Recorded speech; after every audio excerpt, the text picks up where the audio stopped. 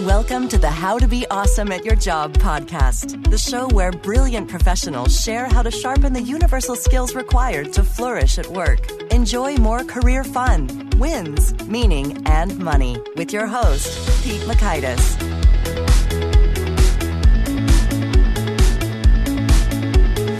Hello, and thanks so much for joining us here for episode 220 with Barry Michels. Barry is a sought-after psychotherapist, and we go into some interesting, fun, new, different kinds of directions here. But I know some of the mental health episodes have been a hit, as well as Beatrice Chestnut talking about the Enneagram. So this is going to have a little bit of a Hollywood or a California flavor, and I hope you enjoy something a bit different. So you're going to learn 1, how to identify and defeat your inner saboteur. 2, an approach to getting over energy speed bumps. And 3, how to bounce back all the faster from failures. So if you'd like to check out the show notes or the transcript or the links to items referenced here, you can find that on over at awesomeatyourjob.com/ep220. And while you're at awesomeatyourjob.com, I recommend you check out some of our cool resources. One I'll point to today is the Gold Nugget email list. So if you wish you could take notes during these episodes, but you can't because you're running or driving or whatnot, we take those notes for you. We send them to your inbox each morning. A new guest goes live so you can get the actionable summarized insights all the faster. You can do that at awesomeatyourjob.com or by texting NUG, that's N-U-G, to the number 444-999. If you text NUG to 3 4s and 3 9s, you're all signed up that way. So now here's Barry's story. Barry Michels has a bachelor's from Harvard, a law degree from the University of California, Berkeley, and a master's of social work from the University of Southern California. He has been in private practice as a psychotherapist in Los Angeles since 1986. He's referred to as one of the most sought-after shrinks in Hollywood, and his client list boasts top writers, actors, producers, CEOs, and other creatives. In his books and public events, he shares the same tools they use behind closed doors all the time with their clients. Here's Barry. Barry, thanks so much for joining us here on the How to Be Awesome at Your Job podcast. Thanks so much for having me, Pete. Well, so I understand you and I have a shared experience when it comes to having a book and receiving many, many rejection letters from publishers. Can you tell me about that for you? Yes, this was years ago. I think it was a couple of decades ago. I wrote a book on what our new book is actually about. It was about the life force. And I was kind of young at the time, and I was really nervous about sending it out to publishers. And I sent it out, and I think I got upwards of 30 to 35 rejections, just one after another, after another, after another. And of course, it was awful on one hand. But on the other hand, I look back on it actually as a turning point in my life because I had to learn how to bounce back. I just had to learn to be more resilient than I'd ever been before. And bouncing back is one of the qualities that my co-author and I regard as the most important qualities for success. Because we're all going to hit setbacks. We're all going to get rejected. Things are not always going to go the way we want them to go. And you have to accept that. The really important, quality that's necessary for success is being able to get over it and move on quickly. Mm-hmm. Now, you work with a lot of actors and actresses, right, in your practice? Yes, actors, writers, agents, pretty much. Yeah, whatever you do in Hollywood, that's who I treat.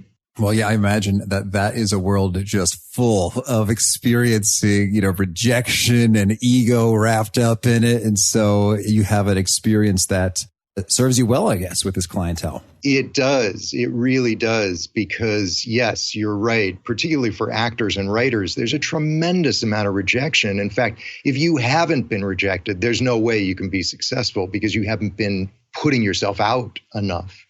And it's the ones who are most willing to tolerate rejection who end up the most successful because they learn to be tough and to be resilient and to bounce back quickly. Okay, well, that's encouraging stuff. And you share some of these messages in your newer book, Coming Alive. Can you share with us sort of what's the main idea of it and why is it important here and now? Sure. We called it Coming Alive after a quotation from the Irish novelist Oscar Wilde, who basically said, most people don't really live. They just exist. My co-author and I have treated over the last, 3 or 4 decades, thousands of patients who all basically experience the same thing. They have this sense that they could be living a more joyful life where they're more confident, more adventurous, and where everything they do feels more meaningful. Now, the thing is, they're right. It's actually possible to really come alive, and they're right to yearn for it. What they're usually wrong about is thinking that it's easy, and it isn't, and it doesn't happen automatically. In fact, it's a fight, and the fight is against something that we call an inner enemy, a kind of an inner saboteur that uses your worst habits to sabotage you. If your habit is to procrastinate, it'll get you to procrastinate on a big assignment, and it won't be as good as you wanted it to be because it was too rushed. Or it'll get you to stay up drinking the night before a big presentation, and so you're kind of off. It's not as tight as it should have been. The most common form that this inner saboteur takes that pretty much everybody can identify with is it's just that voice in your head that's constantly putting you down. You're a loser. You'll never amount to anything. Oh God, don't try that. You'll just embarrass yourself. Now, we give the enemy a name so that you can identify it and overcome it right in real time. And we call it Part X. It's Part X because it's only part of you. There are other parts of you that can fight back. And it's X essentially because it X's out your potential. It's always trying to diminish you. And if your listeners take nothing else away from this podcast, I'd like them to learn to identify Part X right at the moment it attacks them. Just to say to themselves, that's Part X, that's my enemy. I'm not going to give in to it this time. Just outing it like that over and over and over again goes a long way toward defeating it. Okay, now I'm intrigued. So enemy, Part X, inner saboteur, it seems these terms, it's clearly a bad guy in terms of something that it's intriguing. I'm thinking about this in terms of dealing with it. I guess there's a number of approaches. I think, some might say to just, notice it and let it go. Others might, fight it or try to sort of starve it out by never giving it any attention. So what are some of like the most effective ways to, I don't know if the right word is to conquer or overcome or dissipate, but whatever, triumph one way or another over this force? It says, you said one key thing you can do is just right then and there in the moment, identify it as Part X and sort of get some perspective. What else do you recommend? Well, what we do in the book is we give tools. Tools are basically weapons with which you can fight Part X. They're very brief, 5 to 10 second procedures that usually involving some visualization, but a very quick kind of visualization that you can use in your mind right at the moment Part X is attacking you. So, and Part X tends to attack the qualities that are most important to your success. And my co-author and I have identified 3 qualities that are really crucial to anyone's success, no matter what it is that they're doing. The first is high energy, which I can talk more about in a moment. The second is resilience, which I talked a little bit about, before. It's just that ability to bounce back when you have a setback. And the third is the quality where you're of self-control, essentially, being able to control your worst impulses.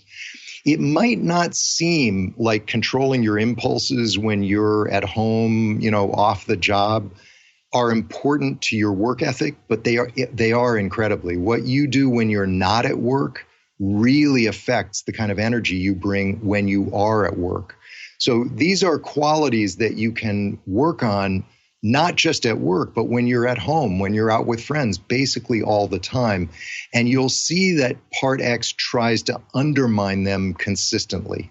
Okay. Well, so now I'm intrigued and certainly want to really dig into the tools here and 5 to 10 second procedures, sound great. That's so quick. Exactly. And so maybe before we dive right in, if there are any sort of skeptics in the crowd, like, okay, we got a Hollywood shrink with these fancy terms, right. Do you share anything that might, provide a little bit of underpinning associated with the efficacy or validity or, success stories? All I can tell you is that I God, this sounds like bragging, and I really don't mean to sound that way, but my patients very frequently come to me and in the first session leave saying, you have given me more in one session than I've had in 3 years of psychotherapy previous to this. Because both Phil and I, my co-author and I, are very good at getting really to the core of what's holding you back, whether you want to call it part X or your inner, we don't really care about language. But whatever it is that's holding you back, we're very good at identifying it, and we're very good at giving you very specific tools, procedures to overcome it. Now, it's up to you to then go out into the world and use those procedures. We can't make you do that, and we're not going to follow you along, at your job. But someone who's willing to listen and take in what we say and use the tools, literally, I'd say 100% of the time comes back and says, wow, that really helped. Now, they've got to keep it up over time. There's no magic to this. But anecdotally, I've never seen it. I've never seen a therapy that is this effective before. All right. So maybe before we jump into the tools, can you share a little bit of how do we go about doing some of that identification of the part X to begin with? Sure. Well, let me talk about these three qualities: energy, resilience, and impulse control.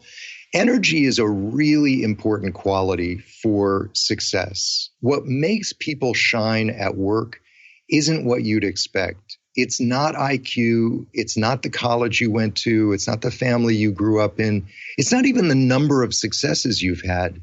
More than anything else, it's the level of energy you have. The most successful guy I treat, he basically runs the entertainment industry in LA.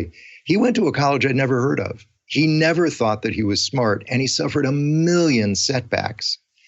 But this guy does more before breakfast than most of us do in 3 months because he's so high energy. So the question, for a therapist becomes, how do you increase someone's energy? And anyone can increase their energy. The answer is every single day, take small steps that you would not ordinarily take because they require energy you don't think that you have. Let me say that one more time because it's a long sentence. Every single day, take a small step that you wouldn't ordinarily take because it requires energy you don't think you have. So examples, it's the end of the day. There's always a difficult telephone call or an email that you don't really want to send, and it's the end of the workday and you're tired and normally you would leave. Take the phone call. Send the email. When you get home and you would normally zone out in front of TV or spend very little time with your spouse or your kids, you'd make a kind of a quick exit. Instead, focus on your spouse and your kids. Or let's say you go home and you don't have a family, but you'd normally get takeout. Actually prepare a meal. Now, I know the average person is thinking, what does that have to do with my job? What it has to do with your job is that if you do small things that you don't normally think you have energy to do, it expands your energy system. And the more expansive your energy system becomes, the more successful you are at work. Our assumption going into these things is that our energy is finite. And I know it sounds woo-woo, but our energy is not finite. It's infinite. It's like we think we start the day with like 10 marbles worth of energy and we've used 9 and we've only got 1 by the time we go home and we got to hoard that last marble, kind of thing. But the truth is we've got an infinite number of marbles. And I challenge people to test this out. Do things you don't think you have the energy to do. The more you do them, you'll get more energy from it. I experienced this myself again, like 20, 30 years ago when my kids were really small and I was seeing as many patients as I could possibly see, far more than I could see now. I mean, I was seeing 10 to 12 patients a day. So if you can just take a moment and imagine what it's like to have 10 to 12 people complaining miserably at you all day long, you go home exhausted. And I always felt bad because I wanted to bring the best I could to my family, just like I had to my patients. And what I decided to do, just to literally test out this proposition of limitless energy, is to act as if I had all the energy in the world. And the strange the strangest thing would happen is I would walk through the door and I would pretend I had a lot of energy. And within 5 to 10 minutes, I actually had more energy than I ever thought I had. So it made me a better parent. It also made me a better therapist. And there's a specific tool in the book by which you can increase your energy that way. I love it. And let's go there in just a moment. So I guess I'm thinking back to a previous guest we had, Brad Stolberg, and he sort of shared the general growth formula, whether it's in energy or fitness or capability of all sorts, was stress plus rest equals growth. And I thought that made sense to me. And so it sounds like you're kind of emphasizing you might call the stress side of, take one more step, do something you don't think you can do, a little bit of pushing yourself, act as if you have all the energy in the world. And so I just want to think about this for a sec from if there's like a go sort of ambitious side, which I'm subject to, as are some listeners. What's the thought with regard to the rest side of the equation? Well, I'm glad you asked that, actually, because I'm 63, so I'm getting to the age where I do not feel like I have unlimited amounts of energy. But what I still do when I get tired, and I get physically tired sometimes during the day, it's not just like avoidance or anything, is I still push myself a little bit. I use something called experimentalism, which is, I find, a really effective tool. Experimentalism is an attitude. It basically says, part X is telling me I don't have any more energy, and maybe it's right, maybe it's wrong. Let me do an experiment, because I never want to be absolutely sure about anything until I've tried it, okay? Mm-hmm. The experiment is essentially, and it's usually writing that I have to do because I'm a writer. So what I will do is set a timer for 10 minutes. I will write for those 10 minutes and try to put myself into it as much as I possibly can. And if at the end of the 10 minutes, I'm still truly exhausted, I'll close my computer and take a nap. And that's absolutely fine with me. But what I do find is that I'd say 70 to 80% of the time, just the overcoming of that block, just the willingness to try, it actually brings more energy up from my unconscious. And I get really involved in what I'm writing. The timer will go off and I'll keep writing for another hour. So believe me, I'm not saying that people should overdo or stress themselves out, or God forbid, really break down their body. You don't have an unlimited amount of physical energy. If you need to sleep, you need to sleep. But at least test the assumption that you have, because in my experience, most people assume that they have no energy when they really do. And if you can get over that hump, often you find reserves that you didn't know you had. All right. That's great. So we already shared some tools there when it comes to getting more of that energy and sort of taking one more step that you wouldn't have taken, experimenting and giving it a 10-minute trial, see how it goes. Get that acting as if. So then you said you had another one. Yes. The second quality is resilience. That was the story that I told about the, getting rejected 30 times. Resilience is simply the ability to get back up when you've been knocked down. And, it happens all the time. An idea that you propose gets rejected, or a rival gets promoted over you, or, suddenly you're good at public speaking, but you get tongue-tied in a meeting and you kind of sound like an idiot. Most people in our experience are really bad at recovering from these things. And the reason is we don't like to think that we're going to fail sometimes. It's almost like we've embodied the old Vince Lombardi quote, winning isn't everything, it's the only thing.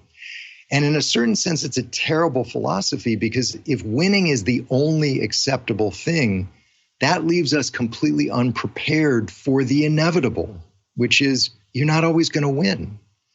If you're prepared for the occasional failure, the occasional setback, you'll actually recover faster.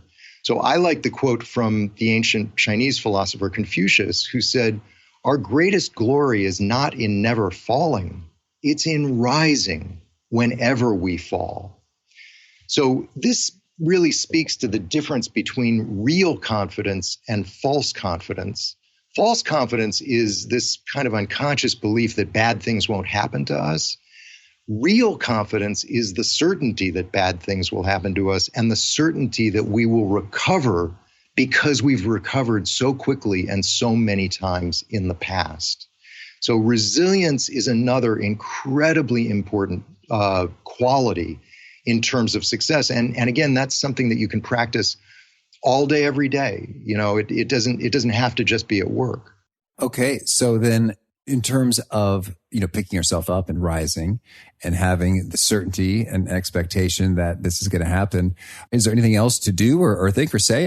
Well, in the book, we actually teach a tool called the Mother Tool. I don't have to go into the, all of the details of the tool, but when you think about it, just think about a toddler falling down and starting to cry.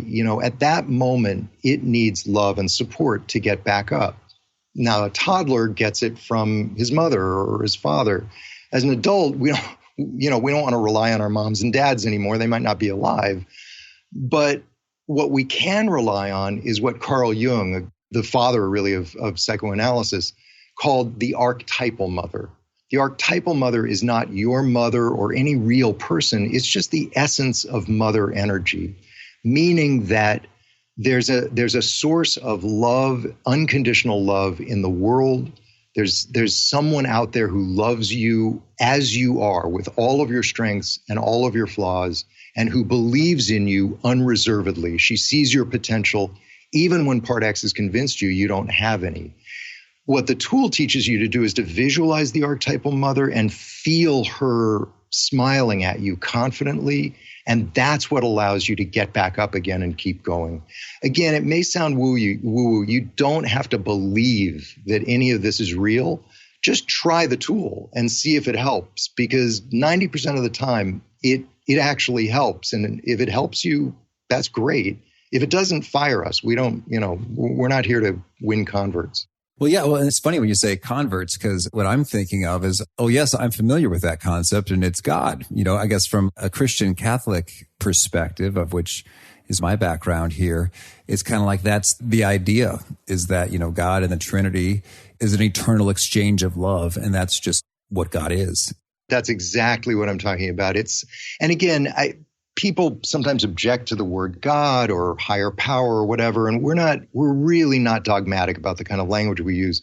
But when you're able to rise back up again, often it helps to feel like there's something greater than you helping you get back up. And to the extent that you can visualize and really feel it, it becomes real to you. So let's see. And now I'm looking at some of the terms you're using. So did we cover the vortex when it comes to the energy piece? No, that's the tool for energy, for increasing your energy. And it works essentially on two symbols. The symbol of the sun, which after all is a symbol for abundant energy. The sun is going to last virtually forever. And the symbol of the number 12, which is the symbol for completion. There are 12 hours on the hands of a clock. There are 12 months in a year, 12 apostles, et cetera. What you do with this tool is you visualize a circle of 12 suns over your head, and you silently direct a plea for help to those suns. And you imagine that pleading for help starts the circle spinning. And that creates a kind of a gentle tornado-shaped vortex. It's just like the tornado in The Wizard of Oz, but it's not violent. It's not destructive. It's gentle. You then relax and just allow the vortex to lift you up through that circle into a world of infinite energy. And once you're above that circle, you feel yourself growing into like a giant size with unlimited energy. It's almost like you're filled with helium. You get so large and you move through the world without friction or resistance. Now, again, that whole visualization takes 5 or 10 seconds.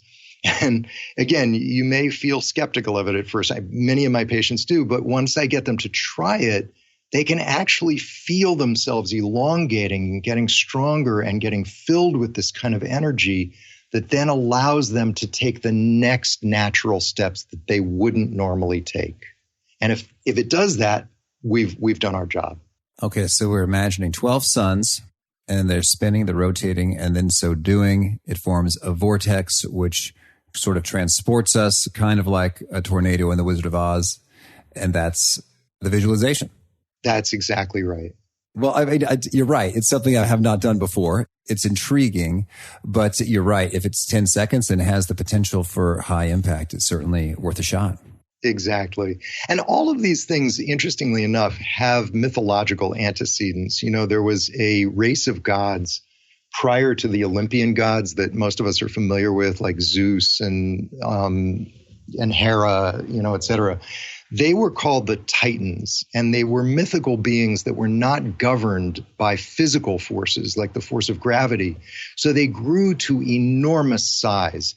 Atlas, if you've ever heard of him, was a Titan, and he held up the sky. So you could almost think of the Titans as pure life beyond anything we can imagine. And they were conquered by the Olympian gods and thrown into the deepest pit in the earth called Tartarus, which is really a symbol for our own unconscious. So what Phil and I like to think is that the Titans live inside our unconscious, and the tool is essentially getting you to identify with the Titans and feel that titanic energy coming up from inside of you and making you grow, you know, tall like the Titans were. Again, you don't have to believe in any of this literally, but if you can feel the mythological antecedents of it, sometimes that actually helps you use the tool. Let's see. We've covered the energy piece. We've covered the resilience piece. You mentioned self-control as well. Exactly. Now, we've become a society that is unbelievably impulsive. You know, we eat out of control. We drink out of control. I see people who can't stop themselves from updating their social media. You know, when my phone pings, you know, indicating that I have a text or an email, I'm like Pavlov's dog. It's hard for me to resist, even if I'm doing something, you know, important that I shouldn't interrupt. Now, why does that matter? It matters because when you indulge your impulses without realizing it, you are essentially organizing your life around self-gratification. You're organizing it around what you can take in rather than what you can give out. And that's not going to make a very happy life for you. It's also not going to make for a very productive life. When you give out more, you do better at work. I mean, I have a perfect example of this. I treat a very hard-charging Hollywood agent. I'm just thinking of Ari Gold from Entourage right now. Exactly. He used to stay out late every night, drinking, carousing. I mean, just wild kind of life. And it was affecting his work. And I got him to cut down and go to bed earlier on weeknights. He didn't have to quit drinking entirely, but he really got it under control. And you know what happened is within weeks, people at work started to tell him, what happened to you? You look so much healthier. You know, you don't realize it, but you always used to come in here looking like you were hungover. I mean, he was mortified at the realization that he wasn't hiding this. Everybody knew what was going on. The other thing that happened to him is that he became much, much more confident. As he began to control his drinking, he became better at public speaking. He became better at networking with his superiors because he didn't have this like shameful secret, you know, inside of him. Confidence, again, we don't really understand confidence very well. You cannot be confident if you can't control your urges. Think about it. If you can't control your urges, then you're living a life that could go off the rails at any moment. Self-confidence is the knowledge that you don't have to gratify yourself. You can live through the pain of depriving yourself. So, you know, to give you another quote, Lao Tzu, who's the founder of Taoism, said, "He who conquers others is strong, but he who conquers himself is mighty." That's the sense that you get when you can control your own, you know, your own impulses. That is valuable. And especially I think in this age of distraction, in terms of it can really be quite debilitating to be awesome at your job if any sort of email or text message ping is enough to derail you from focused work. So then what's the 5 to 10 second tool here? The tool is called the Black Sun, and it's a fascinating tool. Let me explain the philosophy behind it. So think about this for a moment. If you crave something outside of you, whether it's ice cream, a cigarette, you gotta read the latest news, you gotta answer that text, then think about it. Something must be missing inside of you, right? If there weren't some emptiness inside, you wouldn't feel impelled to fill it in the outside world. You'd have more of a take it or leave it attitude. Now, sometimes you can control that with sheer willpower. It's like, I want to answer the text, but I'm not going to. I want to, I'm not going to. I want to, I'm not going to. And that's good if you can control it with willpower. But the problem is it keeps the focus on the outside world as the source of what's going to fill you up inside. So what would happen if you gave up on the outside world ever filling you up, since it never really has, and instead pay attention to that inner emptiness? Now, this is something most of us have never done, and it takes some courage. But that's where the magic starts. If you can stare into this empty void inside of you and just stay calm, the nothingness turns into somethingness. It turns into something that can fill you up. Now, to construct an actual tool, we had to come up with a symbol of that somethingness, and we came up with the symbol of the black sun. A black sun just looks like the sun at the moment of a total solar eclipse. All right. The sun is a symbol of infinite potential and warmth and life that can fill you up inside, but we black it out to remind you that you've obscured it by constantly going to the outside world to try to fill yourself up. So the outside world has eclipsed your inner strength. In practice, how does one look at the emptiness or nothingness inside? Yeah, let me just walk you through the tool and you'll get a flavor for it. So just, and anybody who's listening can use this at the same time, as long as you're not driving, because you got to close your eyes. So think of a specific situation where you typically give in to an impulse. You overeat, you drink too much, whatever it is. All right. Great. Now, step one of the tool is imagine that you cannot have what you want and feel the deprivation of it intensely. You can't have it. It's painful not to be able to have it. Now, let go of the thing that you wanted. It's almost like it no longer exists. Oh, I'm imagining it crashing to the ground. But when you say let go, what do you mean? I mean, let go. Let it crash to the ground. Okay. There's a bottle of delicious wine shattering in the kitchen. Is that what we're going for? Perfect. Okay. That's perfect. Now what I want you to do is go even further and imagine that the entire outside world disappears. It's no longer a source for you. And instead, I just want you to turn inward and look at the emptiness inside of you. Just imagine it as a void or a vast empty space. And all I ask you to do is breathe, stay calm, stay still, and face the void. In fact, be curious about what's down there. Now, from the depths of the void, just imagine this black sun ascending very, very slowly and gently. Its energy is warm and it's limitless, and it just keeps on expanding inside of you until it completely fills you up inside. Finally, turn your attention back to the outside world and let the black sun energy overflow and surge out of you. And as it enters the world, it becomes this pure white light of infinite giving. You've essentially become the sun. That's the black sun tool. All right. You'll notice what we've done with that tool is the arc of the tool reverses your flow of energy. In other words, we spend most of our time trying to take things in from the outside world. But at the end of the tool, what you're doing is you're giving out. And that's really the solution to craving and to impulses. The need to get is cured by giving more.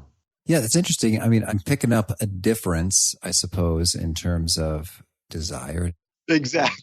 So I think I'm picking up a difference. And I think that when it comes to the visualization, my hunch is that it probably has more pronounced effects over multiple trials as you're able to sort of see things all the more clearly, as well as have developed a history of association with the mental images and the effects of them. Definitely. The more you use the tools, the more familiar you get with the symbols, the more real they feel to you, and the more effective they become. We've also got the tower. Can we hear that one? Yes, absolutely. So the tower is designed to, let me put it this way. One of Part X's favorite tactics is to get us to fall into a state where we're sulking. We're obsessed with something that someone's done to us.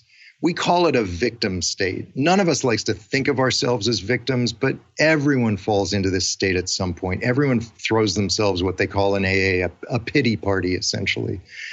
And the difficult truth is life isn't fair. If you keep wallowing in something that someone's done to you in the past, even if it's the immediate past, you can't build a fulfilling future. So what the tower tool does is it gives you the power to get over injuries, to let go, and to move forward. You stop demanding life be fair, which it isn't, and instead demand that you always move forward, no matter what happens to you. With that in play, I guess that seems a little bit more straightforward, or there's like a series of images that... Yeah, I can teach you the tool. Let me explain to you how the tool works first, and then I can go through the tool if you want. When you get hurt physically, you let your body repair. Let's say you stub your toe on a curb. So you might sit down, walk it off, but pretty soon you're on your way. But when your feelings get hurt, you do something very different. You relive it again and again. How dare he say that to me? That was so unfair. I would never treat anyone like that. Essentially, you're going back to the curb and re-stubbing your toe over and over again. That's what we're calling a victim state. What you're saying is, this shouldn't have happened to me. Now think about that statement for a moment. This shouldn't have happened to me. If you step back, it doesn't matter whether it should or shouldn't have happened. It already did happen. You should be focused on getting over it. But Part X makes it very hard to let go. Because letting go means your opinion doesn't matter. There are forces in the universe that are stronger than you. And that's essentially what we call an ego death. Ego deaths are just as inevitable in life as real physical death is. Okay?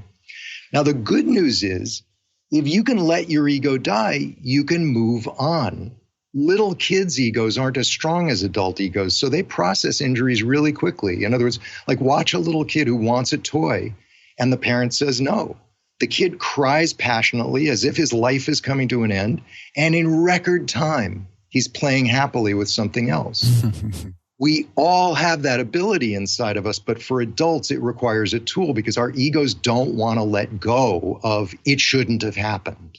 So think of a situation where you got offended. It could be something small, somebody used a tone of voice you didn't like, or it could be big, like a job where you just keep getting passed over by people who are less qualified than you. All right. And once you've thought of that situation, close your eyes and just call up the hurt feelings. Try to make them so intense it's as if it just happened. Now, intentionally make the feelings even worse, almost like the feelings are attacking you in the heart, almost like a spear through your heart. And just imagine that the hurt feelings get so intense that they literally break your heart and you die. and imagine you're lying motionless on the ground. Now imagine that you hear a voice that says, "Only the dead survive." And suddenly your heart is filled with light and it illuminates your surroundings. And you're lying at the base of a tall tower that's open on the top.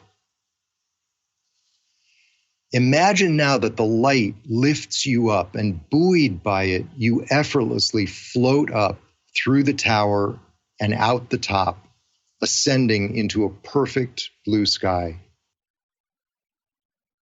And your body feels reborn. How does that feel? Well, yeah, it's pleasant. I guess maybe I should have thought of a more offensive scenario to begin with to get more of a before after, but it is pleasant there. The key here is not the symbology or you could forget the 3 steps. The key is let yourself feel hurt and let the hurt get so bad that you imagine it actually kills you. Because death, even this imagined death, is a real letting go of any power to resist. You're letting the hurt go, essentially. And you're letting all of your opinions about it go. And that, ironically enough, is what allows you to recover from hurt feelings, from injuries like this, because you've abandoned all your opinions and you can just simply move on. Understood. Well, that's cool. Well, so I'd love to hear a little bit more of your perspective, because it is a little bit different, and it's a little, as all new things are, it can feel sort of uncomfortable, or you might even just feel odd or silly, just in the course of executing it. So you've been through this many times with many folks. What are the words of encouragement you offer for folks if they're having some of those difficulties going there? Look, I met Phil Stutz 35 years ago, and there has never been anybody more skeptical than me. Trust me. I mean, before I was a therapist, I was a lawyer. So I was trained in skepticism. And I questioned everything that he said to me the way you're questioning what I'm saying right now. And it was good that I questioned it. And I encourage people to question it. But what I also encourage them to do is just try it. If it doesn't work, throw away the book. Don't believe us. Don't listen to us. It's fine. But it's actually amazing to me how, as I just simply used the tools over and over and over again, I began to have a different kind of knowledge. It's almost like a wisdom as opposed to a knowledge that these things were real and that they uncovered deeper truths that I'd never been aware of before. All right. Good deal. Thank you. So then, well, tell me, Barry, is there anything else you want to make sure to mention before we shift gears and hear about some of your favorite things? No, I think that's about it. Okay, cool. Well, can you start us off by sharing a favorite quote, something you find inspiring?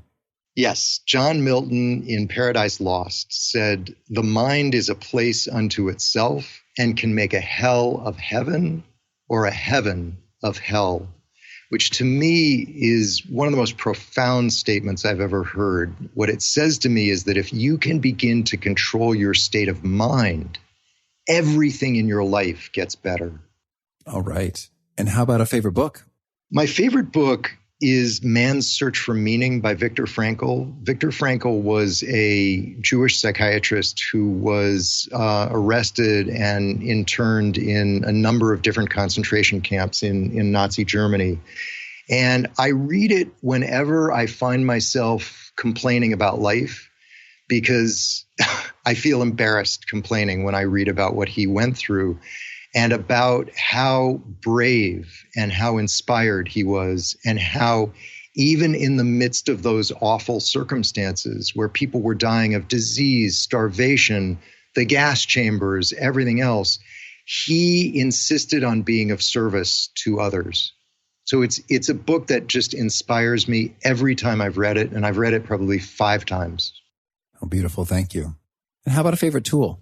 My favorite tool is the Black Sun, the one that the first one that we used. And it's not because I have that many impulses that are out of control, but because it just reminds me that I have everything inside of me, that there are resources inside of me that I'm usually unaware of. We're such an outer-oriented society that we tend to forget that we have resources inside of us that are enormous and creative and inspiring, and that can really bring change to the world, in a good way.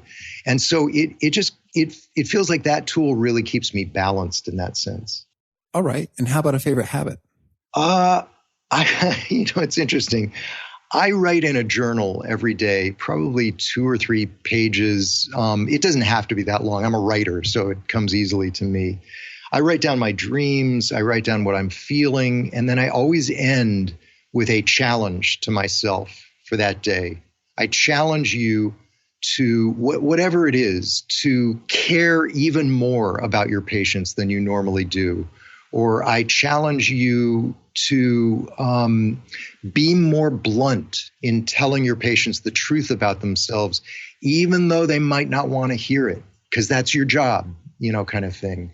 Whatever the challenge is, I really try to pose it to myself. And then the next day when I write in the journal, I try to, talk to myself about how well or poorly I met the challenge. All right.